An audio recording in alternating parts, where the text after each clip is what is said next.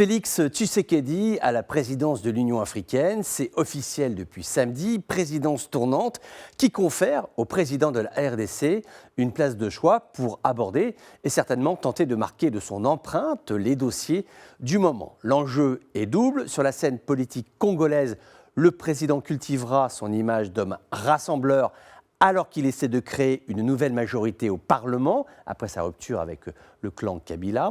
Sur le plan continental international, le dossier du moment est le coronavirus, avec le problème de l'accès aux vaccins. Lequel et à quel prix ?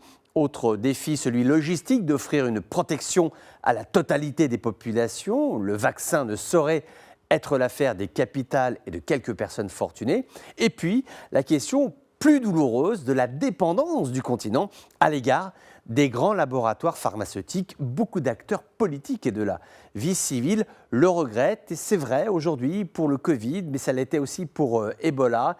Il demeure aussi pour le paludisme qui continue à faire des victimes chaque année. Il y a, oui, un vrai problème qui appelle un ressaisissement en vue d'acquérir un socle médical africain pharmaceutique qui soit solide. Autre dossier, le projet de création d'une zone de libre-échange continentale africaine, la ZLECA. Ce sont là des enjeux d'intégration économique, la fluidité et la sécurité des hommes et des marchandises entre les pays, la question de la monnaie unique, nationale, régionale, supra-régionale, autant de nuances qui n'en sont pas vraiment et au contraire, ce sont des éléments qui alimentent une discussion au demeurant saine. Il est important d'en parler, de s'écouter, d'échanger. L'idée est intéressante, politiquement très engagée, mais sur le terrain continental, la réalité d'une monnaie unique, eh bien, on se rend compte que ce n'est pas simple du tout. Maintenant, d'autres projets vont abonder, vont être poussé, va-t-on dire,